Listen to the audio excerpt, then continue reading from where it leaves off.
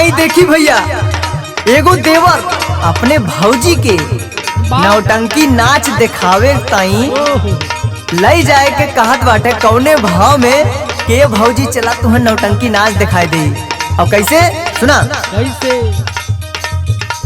दिखाई भौजी चला नौटंकी के नाच, दिखाई भौजी चला नौटंकी के नाच, दिखाई भौजी चला नौटंकी के नाच, नौटंकी के नाच, नौटंकी के नाच, चला भौजी देखे नौटंकी के नाच। चला भौजी देख नौटंकी के नाच, चला भौजी देख नौटंकी के नाच।